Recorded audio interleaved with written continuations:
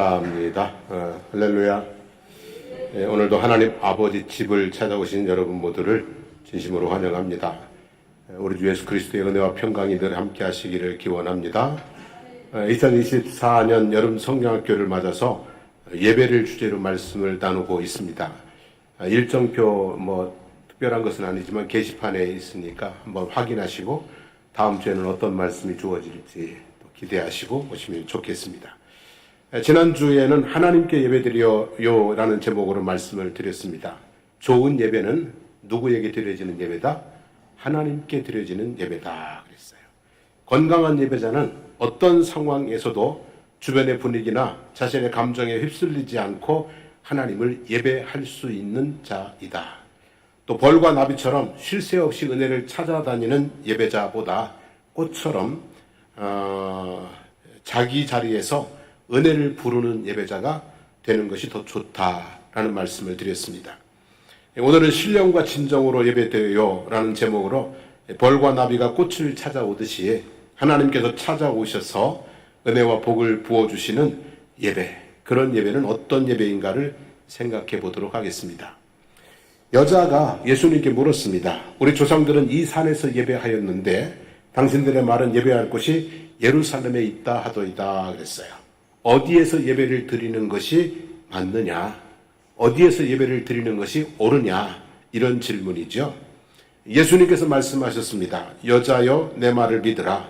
이 산에서도 말고 예루살렘에서도 말고 너희가 아버지께 예배할 때가 이르리라 그랬어요. 어디서 예배를 드리느냐 보다 누구에게 어떤 관계 속에서 예배를 드리느냐, 이것이 더 중요하다는 말씀이죠. 이스라엘 백성들이 믿는 하나님은 야훼였습니다. 야훼. 우리 성경에는 여호와로 되어 있죠. 스스로 계시는 분이라는 뜻입니다.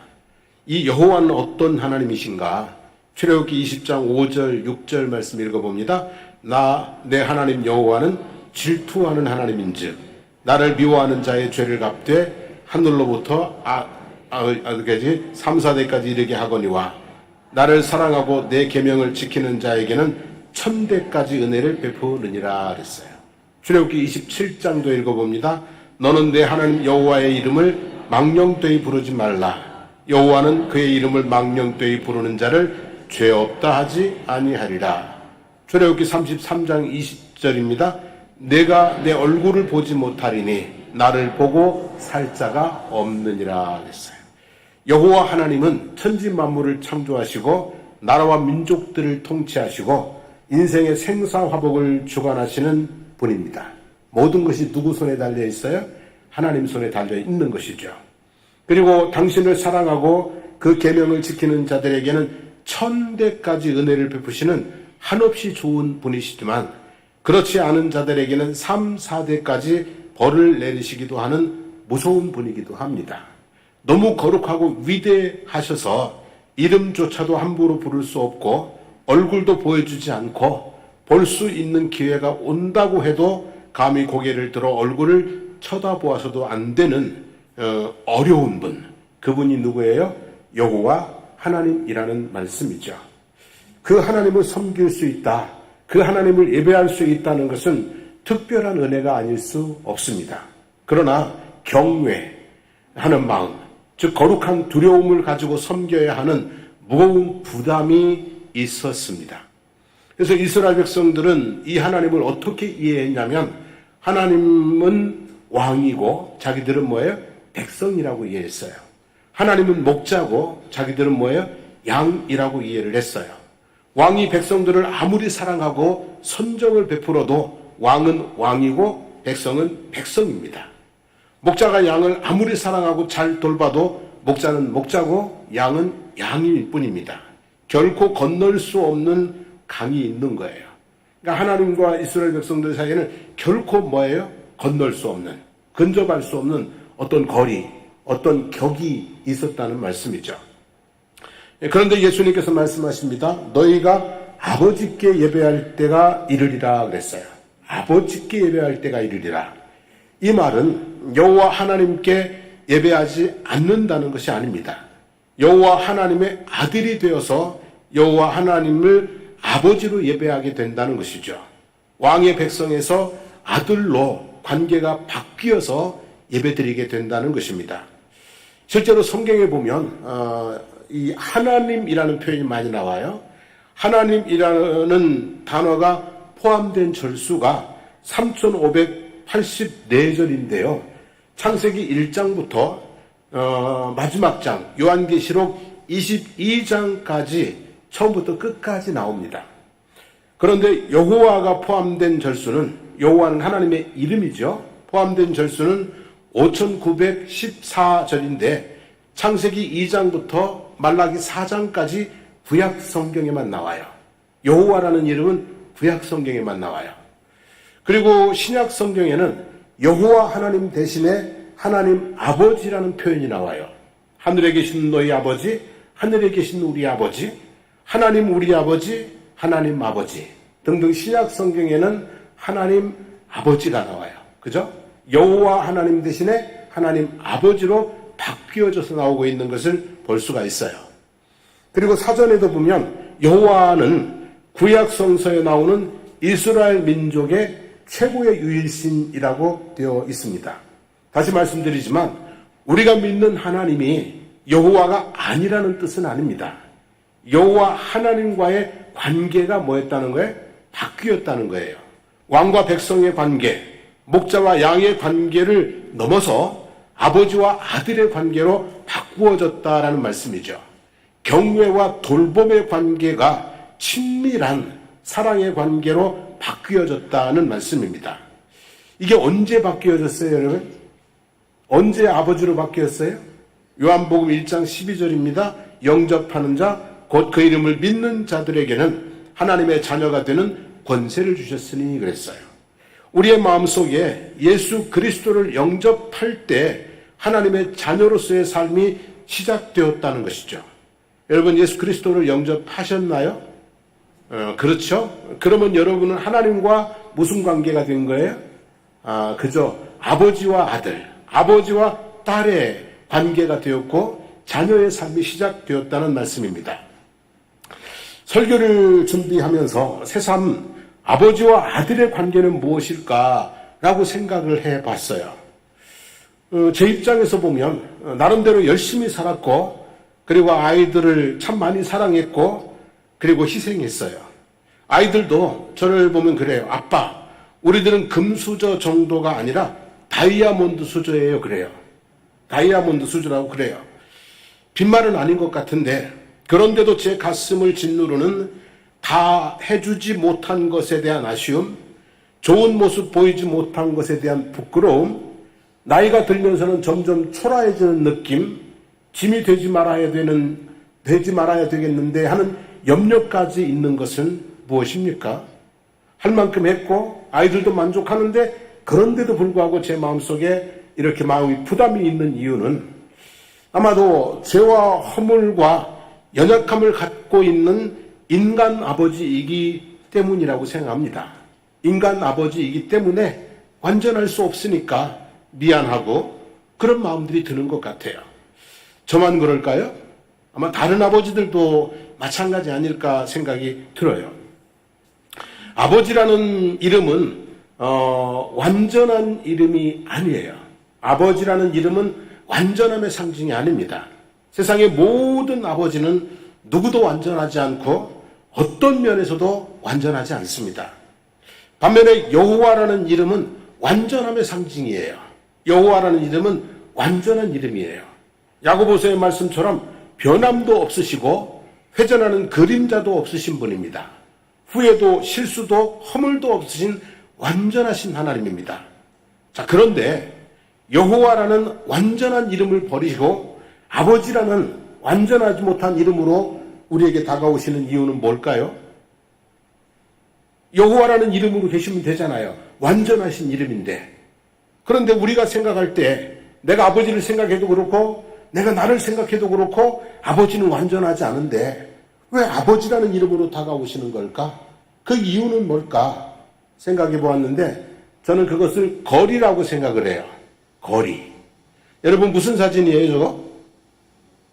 별로 좋아하는 분은 아닌데요. 스캔들이 좀 심하게 나서 강남구 신사동의 식당 앞에서 포착된 최태원 SK 회장과 아들의 사진이에요.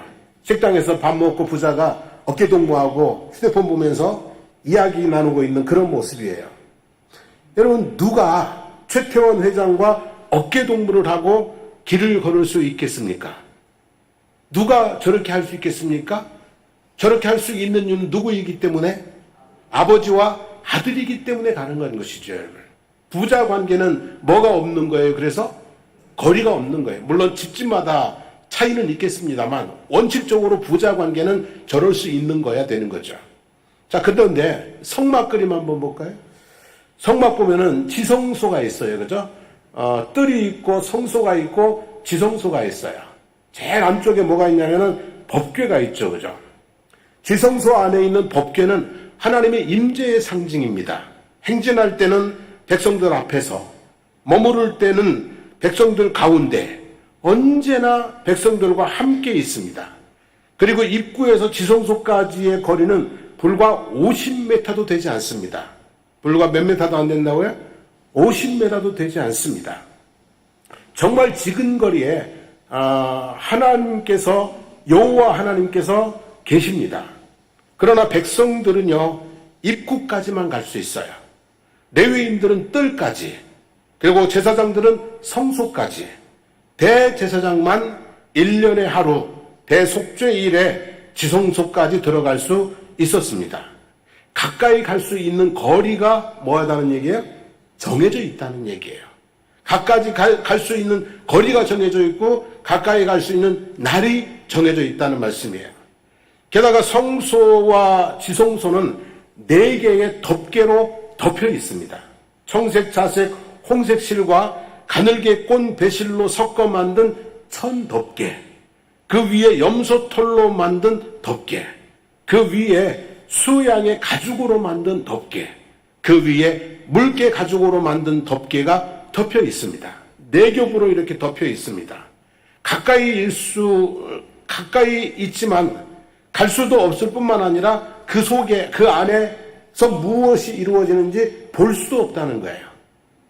하나님의 법궤가 있는 곳을 갈 수도 없고 뭐 할 수도 없는, 볼 수도 없는, 이것이 하나님과 이스라엘 백성들의 거리입니다. 늘 함께 계시지만, 늘 함께 계세요. 하지만 하나님께서 너는 거기까지, 거기서 더 이상은 안 돼 라는 거리를 정해 놓으셨어요.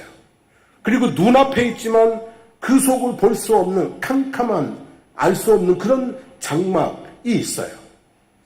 하나님께서 우리에게 아버지로 오신 것은 이런 거리를 없애주신 것입니다. 하나님께서 우리에게 아버지로 오신 것은 이 거리를 없애주신 거예요. 거기까지가 아니라 여기까지, 그리고 어디까지요? 여기까지. 거기까지가 아니라 여기까지 오라는 말씀이죠. 집으로 들어오라, 이리 가까이 오라, 나와 함께 즐기자는 것입니다. 품에 안길 수도 있고 등에 업힐 수도 있고 무릎에 앉을 수도 있고 어깨동무를 할 수도 있습니다. 얼굴을 함께 보며 밥을 먹을 수도 있고 이야기를 나눌 수도 있고 한 방에 같이 누울 수도 있습니다. 여러분, 하나님께서 아버지가 되신다는 말씀은 이렇게 우리에게 뭘 좁혀주신 거예요? 거리를 허물어 주신 거예요. 그래서 성전이지만 집에 오듯이 오시기 바랍니다. 지극히 거룩한 하나님이지만 아버지를 대하듯 하시기 바랍니다. 친밀하게 하나님을 예배하시기 바랍니다. 그리고 예배를 즐기고 누리시기를 바랍니다. 그리고 하나님의 자녀답게 아무것도 염려하지 말고 아무것도 두려워하지 말고 당당하게 살아가시기를 주님의 이름으로 축복합니다. 하나님과 우리 사이에 거리는 있다 없다? 없습니다. 하나님은 그 거리를 다 허물어 주셨고 우리가 거리를 좁혀가시면 되는 것이죠. 자, 그 다음에 하나님은 영이시니 예배하는 자가 영과 진리로 예배할지니라 그랬어요. 영과 진리로 예배하라 그랬는데요. 하나님이 영이 아니신 적이 있나요? 하나님은 언제나 뭐였어요? 영이셨어요. 그런데 새삼스럽게 이제 와서 영과 진리로 예배하라고 하시는 이유는 무엇일까? 우선 영이 뭔가를 생각해 볼게요. 영은 푸뉴마인데 성령 또는 영으로 번역이 됩니다. 따라서 성령이 원하시고 감동하시는 바에 따라 예배를 드려야 함을 가리킬 수도 있지만 육체와 대비되는 마음과 영혼으로 겉에 대비되는 중심으로 보는 것이 좋습니다. 그래서 오늘 이 말씀은 마음으로 영혼으로 중심으로 예배를 드려라 이렇게 보는 게 좋을 것 같습니다. 왜냐하면 구약 성경의 예배는 제사였습니다. 구약 성경의 예배는 뭐였다고요? 제사였습니다. 제사. 소나 양이나 염소를 가지고 성전으로 갑니다. 소나 양이나 염소를 끌고 성전으로 가요. 제사장 앞에서 제물의 머리에 안수를 하고 죄를 고백을 합니다. 그리고 제사를 드리는 사람은 이 제물을 잡고 피를 받아서 제사장에게 줍니다. 제사장은 피를 가져다가 제단 사방에 뿌립니다. 그리고 제사 드리는 사람은 제물에 가죽을 벗기고 각을 뜹니다. 각을 뜬다는 말은 태우기 좋게, 타기 좋게 뭐예요? 쪼갠다는 겁니다. 부위를 적당하게 쪼갭니다. 제사장은 제단에 불을 붙이고 각든 제물을 완전히 태워서 그 향기를 하나님께 드렸습니다. 이 한 번의 제사를 드리는데 얼마나 많은 시간이 걸렸을까요? 예를 들어 소를 잡아서 하나님 앞에 제사를 드린다고 보면, 소를 잡아서 제사를 드린다고 보면 얼마나 걸렸을까요? 1시간? 세상에 1시간에 그거 할 수 있는 사람은 없어요. 여러분, 그 소를 한 마리 잡아서 제사를 드리면 아마 하루 종일 걸릴 거예요. 잡아야지, 가죽 벗겨야지, 쪼개야지, 불에다가 그거 다 태워야지 하루 종일 걸리는 제사였을 거예요. 그 과정 속에 힘은 얼마나 들어요? 그 과정 속에 힘은 얼마나 들어요? 땀 범벅이 돼서 그래서 집으로 돌아올 수 있었을 거예요. 그래서 구약의 제사는요, 마음만으로 드리는 제사가 아니에요. 구약의 제사는 절대로 마음만으로 드릴 수 있는 제사가 아니에요. 온몸이 더 뭐예요? 힘을 다해야 드릴 수 있는 제사였어요. 그 과정이 눈으로 선명하게 보여요. 짐승을 끌고 가는 거, 죽이는 거, 가죽 뺏기는 거, 각을 뜨는 거, 불에 타는 거, 이 과정이 눈에 선명하게 보이는 제사가 그게 구약의 제사예요. 그러니까 구약의 제사는 특징이 뭐냐면 몸으로 드리는 제사예요. 그리고 그 제사가 눈에 다 뭐예요? 선명하게 눈에 다 보이는 제사예요. 그런데 언제부터 이 제사가 예배로 바뀌었어요? 예배로 바뀌었습니다. 찬양과 말씀과 기도로 구성된 예배로 바뀌었어요. 자, 이 예배는 몸으로 드리는 제사예요? 마음으로 드리는 예배예요? 솔직히 한번 생각해 보세요. 이 예배를 드리면서 내가 예배 드리는 게 눈에 보여요? 아니면 마음으로 느껴요? 예배가 바뀌었다는 말이에요. 몸으로 드리는 제사에서 마음으로 드리는 예배로 바뀌었어요. 눈에 보이는, 하나님께 드려지는 것과 하나님이 연락하시는 것이 눈에 보이는 제사에서 그냥 영으로 느끼는 제사로 예배로 한 거예요? 바뀌어진 거예요. 사실상 여러분, 우리가 예배에 있어서 우리는 뭐 오는 것도 힘들어 하지만은요, 참 이건 구약의 제사를 생각해 보면 말도 돼요, 안 돼요? 말도 안 되는 거죠. 예배에 있어서 우리의 몸이 하는 것은 어느 정도냐면 이 정도예요. 오는 거, 앉아 있는 거, 찬송할 때 좀 박수 치는 거, 그리고 은혜 받으면 손 드는 거, 그리고 입을 열어서 뭐 하는 거예요? 아멘 하는 거. 요 정도예요. 구약의 제사하고 비교하면 너무너무 뭐예요? 편한 예배, 쉬운 예배를 우리가 드리고 있다는 얘기예요. 그렇지 않습니까, 여러분? 예배 시간에 뭐 여러분 하는 게, 몸으로 하는 일이 뭐 있습니까? 오는 거, 앉아 있는 거, 그리고 기껏 뭐 하는 거예요? 박수 치는 거, 손 드는 건데 이것도 안 해. 팔 아프다고. 이것도 안 해. 체면 구긴다고. 우리가 몸으로 하는 게 뭐가 있어요? 몸으로 드리는 제사가 아니라는 말이에요. 어? 근데 대신에 몸으로 드리기 힘들면 마음이라도 담아야 되는데 마음 담기도 힘들어졌어요. 왜냐하면 생각해 보세요. 마음을 다하고 뜻을 다하고 힘을 다하여 주 너희 하나님을 사랑하라고 하셨는데, 여러분, 짐승을 잡아 드리는 제사와 가만히 앉아서 드리는 예배와 어느 쪽이 더 마음을 다하고 뜻을 다하고 힘을 다하겠어요? 생각해 보세요. 소를 잡아 드리는 제사하고 지금 여러분이 드리는 예배하고 어느 쪽이 더 마음이 더 들어가겠어요? 그래야 생각을 해보세요. 그렇잖아요. 염소를 잡아 드릴 때는 그 재물을 잡으면서 드리는 마음이 훅 들어간다고요. 근데 우리 앉아있다 보면 자칫 잘못하면 딴 생각하고요. 조금만 풀어주면 졸고요. 조금만 시험 들면 마음 닫아버리고요. 마음이 잘 안 들어간다고요.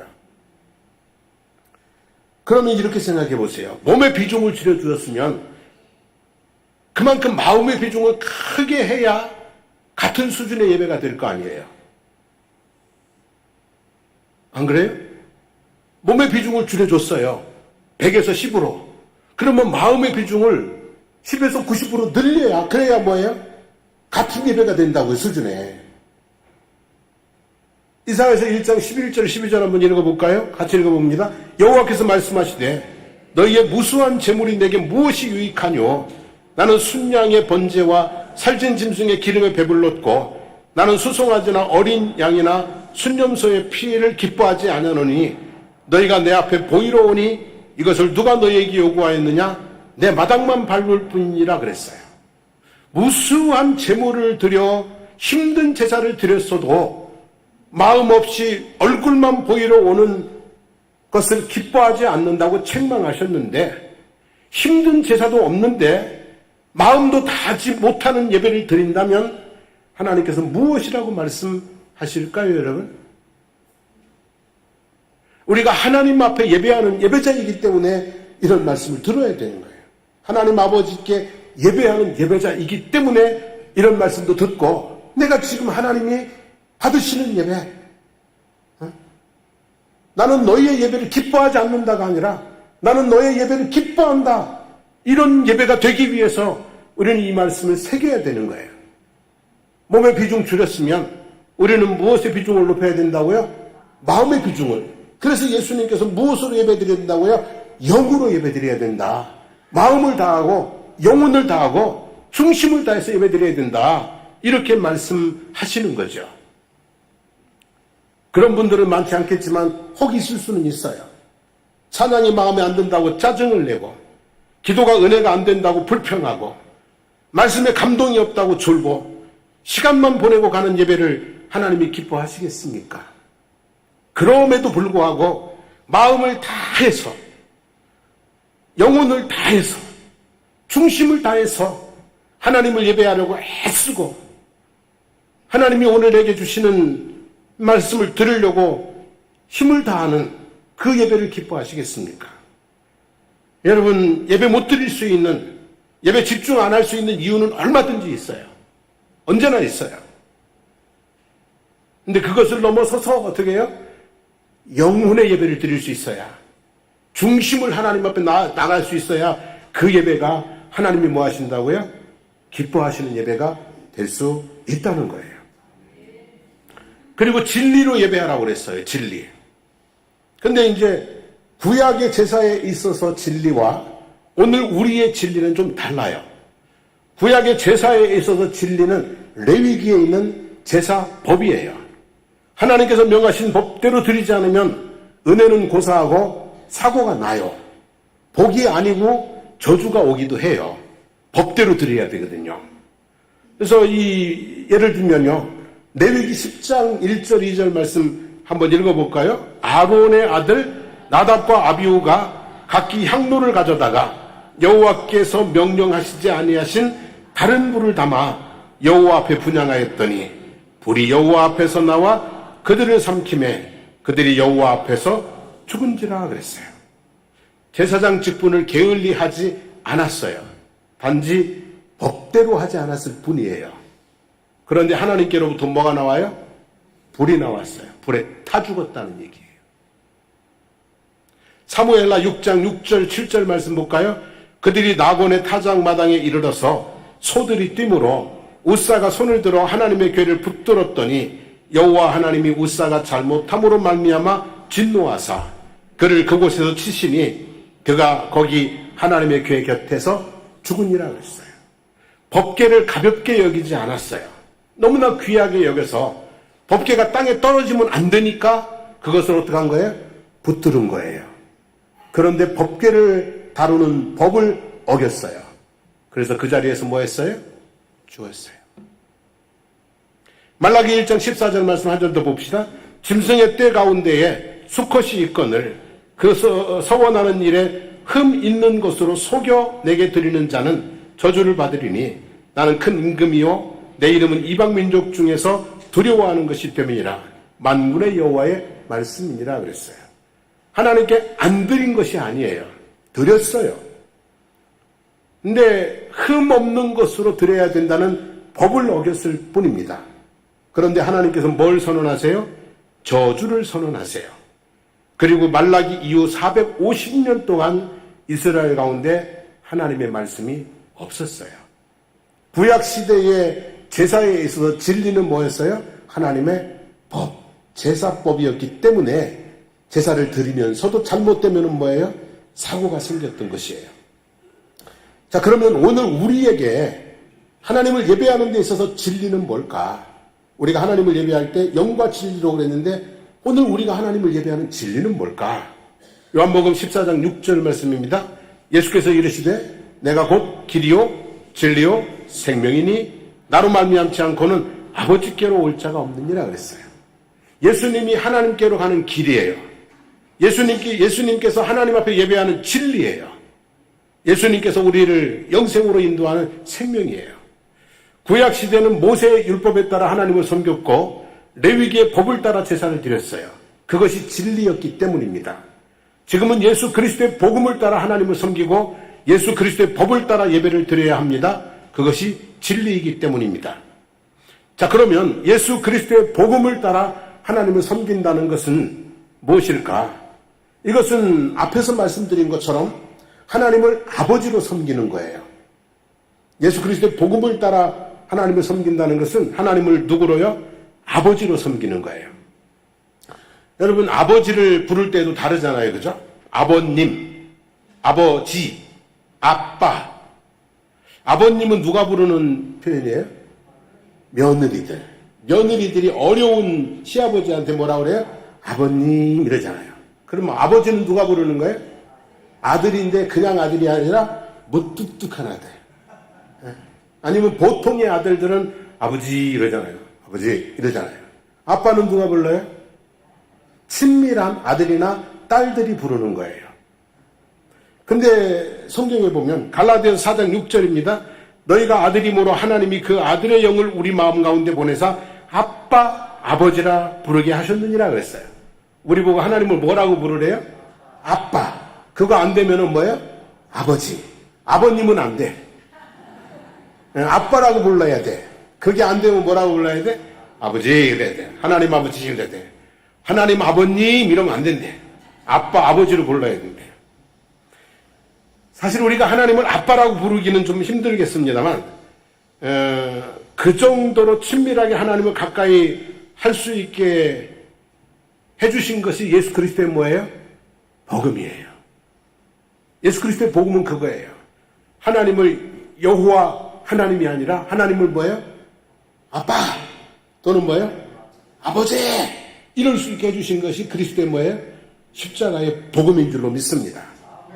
그래서 교회 오실 때 성전 개념으로보다는 집으로 오세요. 하나님의 성전에 온다는 개념보다 누구의 집에 온다? 아버지 집에 간다. 아버지 집에 오는 거로 하늘보다 우리 곁에 지금 계신 하나님으로 여호와 하나님보다 하나님 아버지로 그래서 어렵게가 아니라 친밀하게 섬기게 되기를 축복합니다. 예배를 정말 하나님과 어떻게 해요? 한 방에 한 식탁에 있는 것처럼 친밀하게 드리기를. 그리고 예수 그리스도의 법에 따라 예배를 드린다는 것은 사랑의 법을 따라 예배를 드린다는 거예요. 예수께서 우리에게 주신 법은요, 딴 거 없어요. 그냥 오직 하나예요. 너희가 서로 사랑하라. 사랑의 법이에요. 하나님은 사랑이십니다. 예수님께서는 죄인 우리를 위하여 죽으심으로 그 사랑을 확증해 주셨습니다. 하나님께서 예수 그리스도를 통해 다시 세운 법은 사랑의 법입니다. 그 사랑을 알고 그 사랑에 감격하여 목숨이라도 바치겠다는 그런 마음으로 하나님을 예배드려야 하는 것입니다. 그래야 아벨이 가인보다 더 나은 제사를 드려 하나님을 기쁘시게 했듯이 우리가 구약시대에 짐승을 잡아 제사를 드리던 이스라엘 백성들보다 하나님을 더 기쁘시게 하는 예배를 드릴 수 있습니다. 이 예배는요, 하나님에 대한 우리의 사랑의 표현이어야 돼요. 하나님 내가 사랑해요. 하나님 내가 하나님 정말 사랑해요. 그 사랑의 표현, 그 사랑의 고백이 우리가 드리는 뭐가 되어야 되는 거예요? 예배가 되어야 되는 거예요. 예수님께서는 우리들에게 새 계명을 주셨습니다. 새 법을 주신 거예요. 무엇입니까? 요한복음 13장 34절입니다. 새 계명을 너희에게 주노니 너희가 서로 사랑하라. 내가 너희를 사랑한 것 같이 너희도 서로 사랑하라 그랬어요. 우리가 서로 사랑하면서 예배를 드려야 되는 거예요. 그래서 예배 드리기 전에 풀 것은 풀어야 되는 거예요. 제물을 드리다가 형제에게 원망 들을 만한 일이 있거든 가서 뭐하고 와라? 화해하고 와라 말이지. 풀 것은 풀어야 되는 거예요. 그리고 예배를 드리면서 사랑으로 드리는 예배는 서로 배려하는 거예요. 잔소리 같지만 여름이 되면은 참 신경이 쓰여요. 어떤 사람은 덥다고 그러고 어떤 사람은 춥다고 그러고, 그래서 어떤 사람은 선풍기를 켜고 어떤 사람은 또 가서 끄고 그래요. 참 남들 배려 안 하는 모습이에요. 더운 분들은요, 시원한 쪽으로 내려오세요. 그리고 추운 분들은요, 그냥 저기 아울렛에 가면 겨울 세타도 있어요. 하나 들고 오세요. 왜 내 기준으로 맞춰서 하려고 그러는지 몰라. 어려워요, 그게? 네? 더운 분들은요, 그냥 좀 시원한 데로 자리를 찾아보면 있어요. 제가 조금 덥거든요. 그렇다고 에어컨 더 높이라고 안 해요. 뒤에 선풍기 켜놨지. 배려하는 거예요. 그리고 이해하고, 그리고 서로를 향해서 손을 내밀고 축복할 수 있어야 돼요. 어떤 분이 인사를 이제 사랑합니다 하라고 시켰어요. 그랬더니 누가 막 짜증을 내더라고. 사랑 안 하는데 왜 자꾸 사랑한다고 하라냐고. 그 소리 듣고 나니까 사랑한다고 인사하라고 하기가 되게 멋쩍더라고요. 잘 못했어요. 근데 한번 해보죠. 옆에 사람 보고 사랑합니다. 예, 뒤에 사람도 사랑합니다.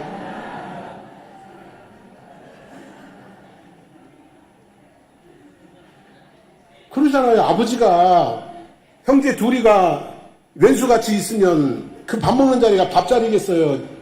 참 힘들잖아요. 그죠? 우리가 서로 사랑하고 축복하고 하나님에 대한 사랑을 표현하는 자리가 예배고요. 우리가 서로 사랑을 다져가는 자리가 뭐예요?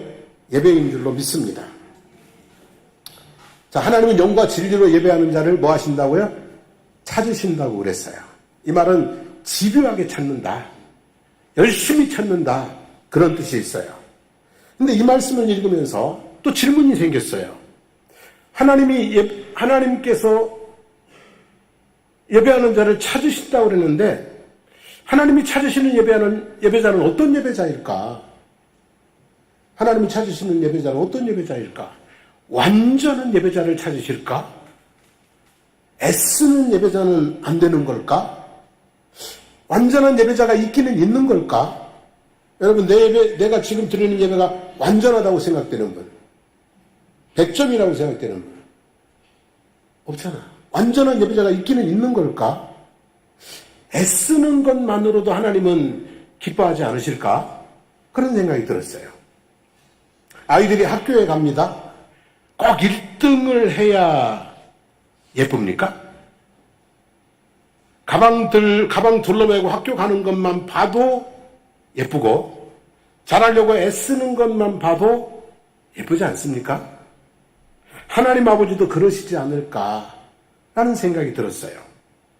우리 예배가 완전해지기에는 시간이 가도 아마 그런 날은 오기가 어려울 것 같아요. 모든 것을 다 하기에는 아직 우리 믿음과 형편이 허락되지 않는 경우도 있을 수 있어요. 그래서 저는 이렇게 생각을 해요. 다 하기 전에 뭐예요? 더 하자. 우리가 마음을 다 하기 전에 지금 하는 것보다 조금만 마음을 뭐예요? 더하자. 다하기 전에 다 할 수 없으면 뭐예요? 더하기라도 해야 되지 않겠냐라는 거죠. 우선 하나님과의 친밀함을 더했으면 좋겠어요. 그리고 예배의 마음을 좀 더 했으면 좋겠어요. 지금 드리는 마음보다 조금 더 무게 있는 마음을 더 했으면 좋겠어요. 그리고 몸도 좀 더 했으면 좋겠어요. 오셔서 앉아있는 것도 좋은데요. 좀 목소리 높여서, 찬양할 때도 좀 목소리도 좀 높여서, 우리 백일송 장로님 찬양하면 은혜가 돼요. 목소리가 크게 하십니까? 아니, 딴 데 가서 소리 지를 땐 잘 지르더만. 뭐 할 때는 소리 잘 지르더만. 할 말 있습니다. 그러고. 왜 하나님 앞에 찬송할 때는 목소리가 다 기어 들어가는지. 그리고 좀 찬송할 때는 뭐도 좀 치고요. 박수도 좀 치고 말이죠. 그죠? 이 손 뒀다 뭐 할 건데, 예쁜 손이가. 그죠? 그리고 찬양하다가 두 손 들고 찬양합시다. 그러면 좀 손도 좀 들고 이렇게 막, 그죠? 아니, 이 예쁜 손 누구 보여주려고 맨날 이렇게 곱게 씻고 반지 끼고 다니는 거야. 이 반지에 좀 하나님 좀 보여드리면 안 돼요? 여러분, 몸도 조금 더 할 수 있기를 원합니다. 예배에. 그래야 예배가 뭐가 돌아요? 생기가 도는 거예요.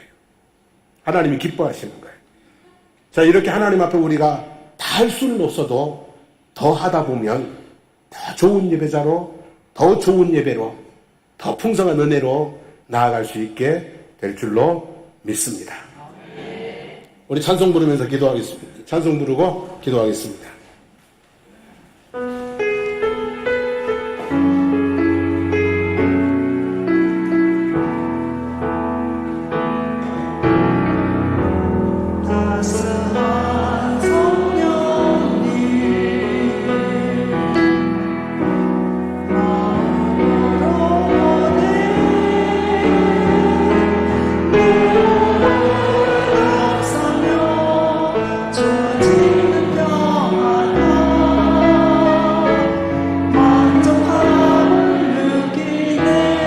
두 손 들고 찬양하겠습니다. 두 손 들고 예배하네.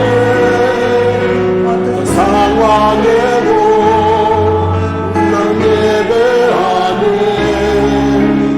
신 곳에서 난 예배하네. 어떤 상황에도 나는 예배하네.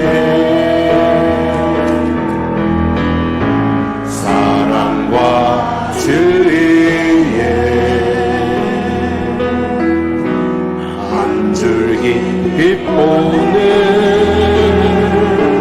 내 몸을 감싸며 주어지는 평안함 그 사랑을 느끼네. 신 곳에서 나는 예배하네. 어떤 상황에도 나는 예배하네. 신 곳에서 나는 예배하네. 어떤 상황에도 나는 예배하네. 내가 걸어갈 때 길이 되고 살아갈 때 삶이 되는 그곳에서 예배하네.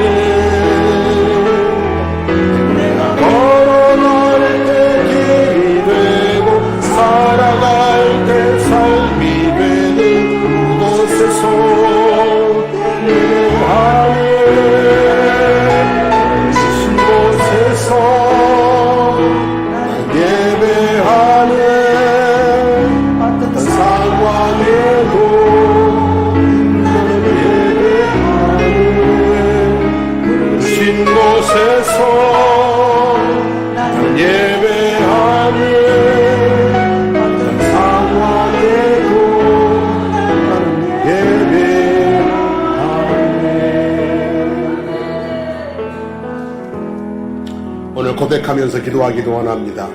어떤 상황에서도 주변의 환경이나 나의 감정에 휩쓸리지 않고 하나님을 예배하겠습니다.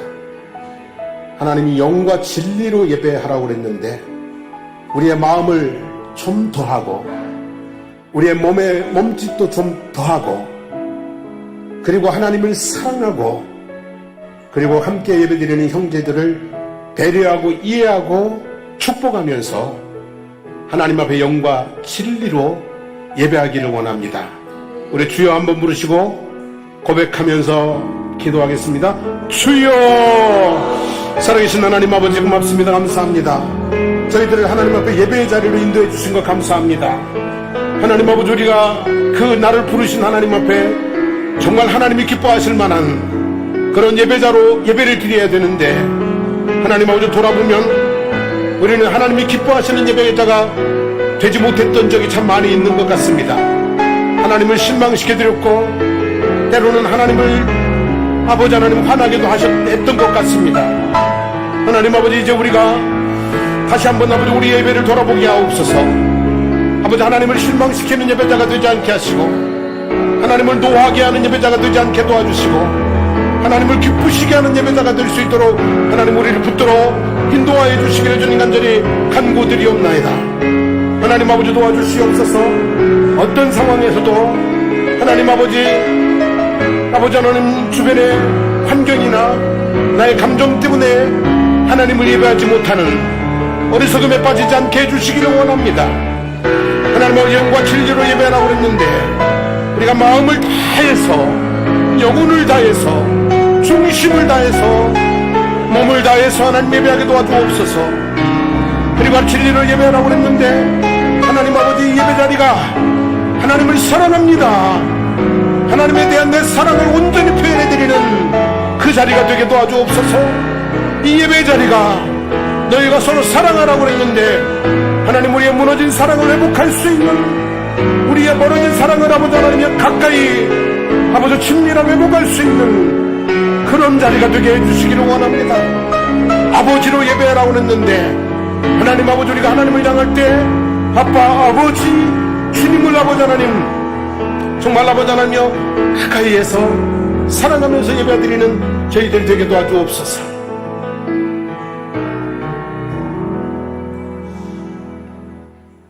하나님, 저희들을 예배자로 불러주셨는데 정말 우리가 하나님을 기쁘시게 하는 예배자로 서지 못한 때가 많습니다.